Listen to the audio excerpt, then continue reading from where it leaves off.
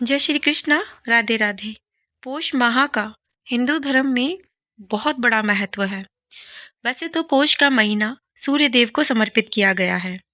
शुक्ल पक्ष की प्रतिपदा से पूर्णिमा तक सूर्य पूजा करने से घर में धन धान्य और शांति बनी रहती है।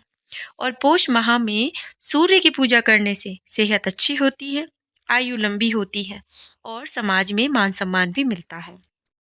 यह महीना सूर्य पूजा और भगवान विष्णु को समर्पित माना जाता है। भगवान सूर्य देव की पूजा करने से साधक को अच्छी सेहत के साथ साथ सफल भविष्य का भी आशीर्वाद मिलता है। संक्रांति से हम सूर्य पूजा का नियम ले सकते हैं और साथ ही सूर्य देव को अर्घ देने का नित्य नियम भी ले सकते हैं।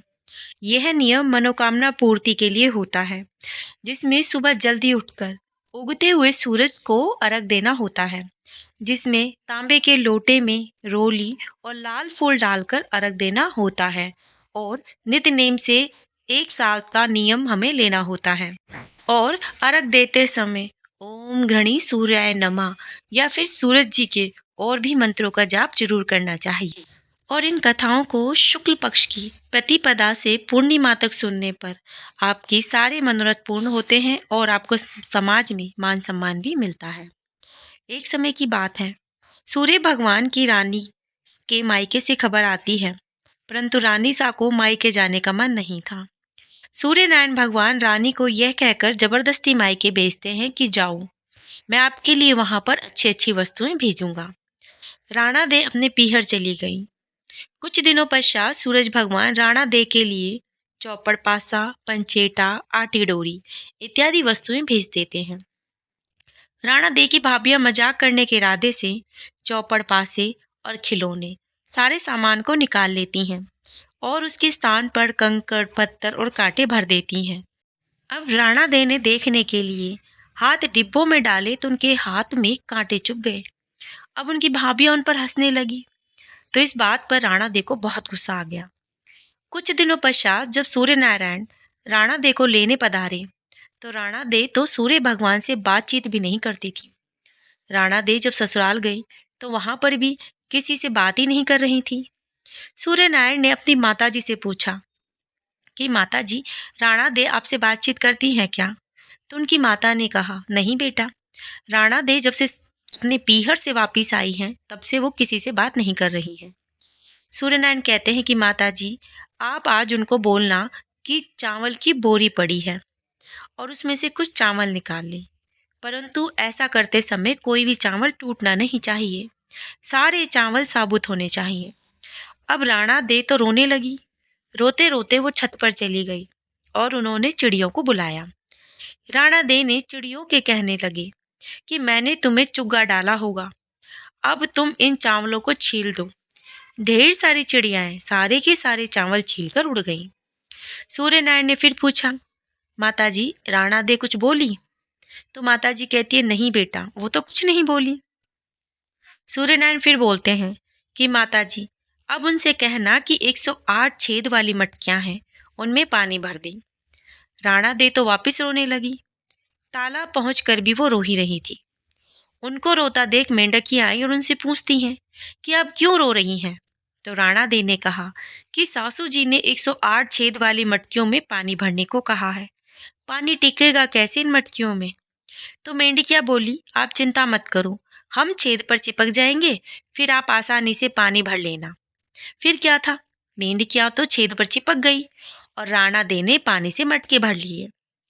उस दिन भी सायंकाल में सूर्य नारायण माता जी से पूछते हैं कि राणा दे क्या बोली कुछ? तो माता जी कहते नहीं बोली। सूर्य नारायण कहते हैं कि कल आप उनसे बोलना कि बाग में उनके मासा जी आए हैं जो मिलने जाएंगे, और उनको यह भी बोलना कि जिस तरह चरमू बिखरे हुए हैं उधर ही जाएं। अगले दिन सूर्य नारायण रास्ते में औरत का रूप बनाकर घूंघट निकालकर बैठ गए, और जब राणा दे उस तरफ आई तो सूर्य नारायण औरत का रूप धरकर ही बैठे बैठे रोने लगे। राणा दे ने कहा, क्यों रो रही हो, कोई मुसीबत आई है क्या? राणा दे आगे कहती है कि मेरे जितनी मुसीबत नहीं आई होगी। तो इस पर सूर्य नारायण भगवान कहते हैं कि आपको क्या मुसीबत है? राणा दे बोली, क्या बताऊं, मैं पीहर नहीं जा रही थी, फिर भी इन्होंने मुझे जबरदस्ती भेजा और बोले, मैं अच्छी अच्छी वस्तुएं और इनाम भेजूंगा, पर डिब्बों में तो इन्होंने कंकड़ पत्थर रखकर भेजे। देखो मेरे हाथ में भी कितने सारे कांटे चुभ गए। मेरी भाभियां मेरा मजाक बनाने लगी। थोड़े दिनों बाद वापस लेने आए और मैं ससुराल आ गई। फिर साल में से मुझसे चावल निकालने को बोला और यह भी कहा कि एक भी नहीं टूटना चाहिए।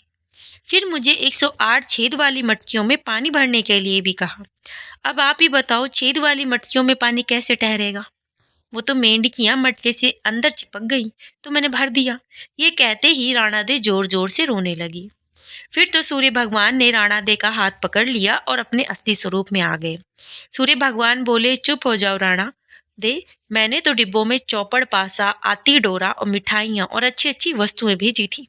आपकी भाभीियों ने ही मजाक किया होगा, मैंने नहीं करी। यह बात आप पहले ही बता देती तो आपको इतनी मुसीबत नहीं झेलनी पड़ती।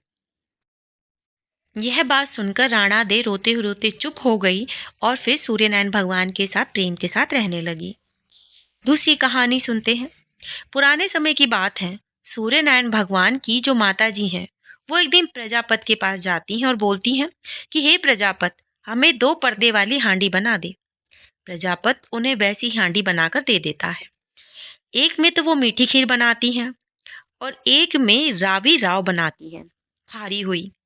ऐसा करते करते काफी महीने हो जाते हैं। राणा दे तो बहुत कमजोर हो जाती हैं। सूर्यनारायण उनसे पूछते हैं कि आजकल आप इतनी दुबली पतली क्यों हो रही हो? क्या बात है राणा दे? तो बोलती हैं, क्या करूं, मुझे खाना नहीं भाता, खारा और खट्टा लगता है। सूर्यनारायण कहते हैं कि नहीं, आपने तो प्रतिदिन मीठी खीर बनती है। राणा दे कहते हैं कि मुझे तो वह खट्टी और खारी लगती है। दूसरे दिन सूर्यनारायण की माताजी थालियां परोसती हैं। राणा दे चक्कर थाली सरका देती है। सूर्यनारायण भगवान उन्हें ऐसा करते हुए देख लेते हैं, तो वो अपनी माताजी से कहते हैं कि माँ थोड़ा जल भरना। उनकी माताजी जल लेने जाती हैं तो सूर्यनारायण भगवान थाली बदल लेते हैं। सूर्यनारायण जब राणा दे की थाली से खाते हैं तो उन्हें भी खट्टी और खारी लगती है। जब उनकी माताजी जल लेकर आती हैं तो भगवान बोलते हैं कि माँ, ओ माँ, आज तो भोजन खट्टा और खारा है। तो माताजी कहती हैं, नहीं बेटा, हमने तो तुम्हारे लिए मीठी खीर रखी थी, कहीं तुमने राणा दे की थाली तो नहीं ले ली।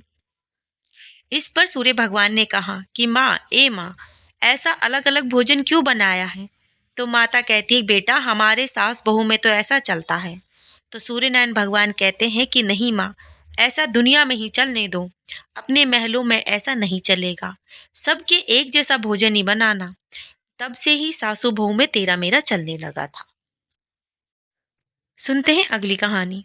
सूर्य भगवान प्रतिदिन नगरी में पधारते और सभी जीवों का पालन करते। राणा दे सूर्य भगवान से पूछती कि सुबह सवेरे आप धरती लोक पर चले जाते हैं और शाम होते ही सूर्य लोक पधारते हो। पूरे दिन आप धरती लोक पर करते क्या हो? सूर्यनारायण कहते हैं कि मैं सबका पालन पोषण करता हूँ, कीड़ी को कण और हाथी को मण देता हूँ। राणा दे बोलती है, क्या सबको खाना देते हो? कोई बच तो नहीं जाता? तो सूर्यनारायण फरमाते हैं कि कोई नहीं बचता। राणा दे वापिस बोलती है, किसी को भी बाकी नहीं रखते। तो सूर्यनारायण कहते हैं कि नहीं, मैं किसी को भी भूखा नहीं रखता। भूखा उठाता है पर भूखा सुलाता नहीं हूँ। अगले दिन राणा दे नहाकर अपने कक्ष में आती हैं और एक चींटी को डिब्बे में बंद कर देती हैं। राणा दे प्रतिदिन नहाकर भगवान की पूजा करती थी और स्वयं कुमकुम का चावल लगाती थी। उस दिन उन्होंने कुमकुम चावल की बिंदी लगाई होती है। राणा दे बिंदी बंद कर रही होती हैं, तभी कुमकुम की बिंदी में जो चावल लगे हुए थे, उसमें से कुछ दाने गिरकर उस डिब्बी में चले जाते हैं और वो डिब्बी को बंद कर देती हैं। स्नान किए हुए हाथ में से जल की कुछ बूंदें उस डिब्बी पर गिर जाती हैं। इस बात का राणा दे को बिल्कुल भी पता नहीं होता। अब डिब्बी में चावल और पानी चला गया। राणा दे उस डिब्बी को बंद कर देती है। अब राणा दे सोचती हैं कि आज मैं सूर्य नारायण को बताऊंगी कि देखो, चींटी भूखी बैठी हुई है। जब शाम को सूर्य नारायण पधारते हैं तो राणा दे बोलती हैं कि सूर्य नारायण, आप तो कह रहे थे कि आप किसी को भूखा नहीं रहने देते। सूर्य नारायण कहते हैं कि सही बात है, मैं किसी को भी भूखा नहीं रहने देता। तो राणा दे बोलते, देखो, ये तो चींटी डिब्बे में बंद है, वो सुबह से भूखी प्यासी है। तो सुनकर सूर्य भगवान राणा दे को कहते हैं कि आप डिब्बी तो खोलो। राणा दे जैसे ही डिब्बी खोलती हैं तो क्या देखती हैं कि चींटी के मुंह में चावल के कण हैं और डिब्बी में पानी की बूंदें पड़ी हुई हैं। राणा दे को अपनी आंख पर विश्वास ही नहीं होता। वो सोचती कि हम तो यही सोच रहे थे कि चींटी भूखी है और डिब्बी बंद कर रखी है। तब तो इसने कुछ भी नहीं खाया होगा। इस बात पर राणा दे हार मान लेती है और सूर्य भगवान से कहती है कि मान गई, आप सभी की पूर्ति करते हैं। आप किसी को मण और किसी को कण जरूर देते हैं। एक ब्राह्मण था। वह सूरज भगवान का भक्त था। नहाता धोता कहानी कहता था पर कमाता कुछ भी नहीं था। ब्राह्मण घर पर ही रहता तो ब्राह्मणी बार बार कमाने के लिए उसे परेशान करती थी। बाहर कहीं जाता तो अड़ोसी पड़ोसी उसे निकम्मा कहकर अपमानित करते। अतः एक दिन वो नहा धोकर अपने पूजन की सामग्री लेकर जंगल में चला गया। वहां एक सूखे पीपल के पेड़ के नीचे बैठकर पूजा पाठ करी और फिर सूरज भगवान की कथा करी। वहां पीपल के पास एक सूखा सा तालाब था। उसमें थोड़ा सा पानी था। उसी पानी से लोटा भरकर सूर्य भगवान को जल चढ़ाया। पूजा का जल बहकर पीपल और सूखे तालाब में भी गया। जल के जाते ही सूखा पीपल हरा भरा हो गया और सूखा तालाब से भी पानी भरने लगा। अब जल में सूर्य भगवान दिखाई देने लगे और कहने लगे, ब्राह्मण मांग, तू क्या मांगता है? ब्राह्मण ने सुना तो घबरा गया। सोचने लगा, पीपल में कोई भूत रहता है जो रोज पूजा करता हूँ तभी आवाज आती है। सुन सुन करके वह चिंता के कारण दुबला होने लगा। अब उसकी पत्नी कभी कभी ब्राह्मण से मिलने जंगल आती तो उसने ब्राह्मण से पूछा, आप प्रतिदिन दुबले पतले क्यों हो रहे हो? तो ब्राह्मण ने अपनी पत्नी को सारा हाल बता दिया। तो ब्राह्मणी ने कहा कि आपके बाद ही ये आवाज आती है। मुझे तो लगता है सूरज भगवान स्वयं आते हैं। इस बार जब भी ये आवाज आए तो तुम कुछ मांग लेना। ब्राह्मण ने बोला, कैसे मांगू? ज्यादा कुछ कहना होगा तो मैं भूल जाऊंगा। ऐसी कोई तरकीब बताओ जिससे कम समय में बहुत ज्यादा मिल जाए। तो उसकी पत्नी ने कहा, तुम इस प्रकार कहना, 9 खंडे महल के अंदर सोने के पालनों में पड़पोते को दास दासियों के द्वारा खिलाता अपनी आंखों से देखो। इस प्रकार लंबी उम्र, महल, बेटे, पोते, पड़पोते और धन सब मिल जाएगा। क्योंकि जब धन होगा तभी तो सोने का पालना, दास दासियां होंगी और आंखें घुटने ठीक होंगे तभी तो पड़पोते को सोने के पालने में झूला झूलते हुए देख सकोगे। दूसरे दिन पूजा के बाद आवाज आई तो ब्राह्मण ने वैसा ही कहा जैसा उसकी पत्नी ने उसे समझाया। सूरज भगवान ने कहा, दिखने में तो तू भोला भाला लगता है, पर एक बार ही तूने सब कुछ मांग लिया। सूरज भगवान ने कहा, जैसे तेरी इच्छा वैसी ही पूरी होगी। अब ब्राह्मण घर आया तो उसने देखा कि उसकी टूटी फूटी झोपड़ी की जगह एक नौखंडा महल खड़ा है। दास दासी आ जा रहे हैं। ब्राह्मण ने उनसे कहा कि मेरी यहाँ पर एक झोपड़ी और बूढ़ी ब्राह्मणी रहती थी, कहाँ चली गई? उसी समय महल की खिड़की से एक सुंदर औरत गहनों और सुंदर कपड़ों से सजी हुई बाहर आई और बाहर आकर बोली, ये अपना ही घर है। सूरज भगवान ने तुम्हारी सारी मनोकामना पूरी कर दी। ब्राह्मण ने कहा, हम इतने धन का क्या करेंगे? तो ब्राह्मण ने कहा, धन से क्या नहीं होता, दान पुण्य यज्ञ होम करेंगे। फिर ब्राह्मण ने वैसा ही किया।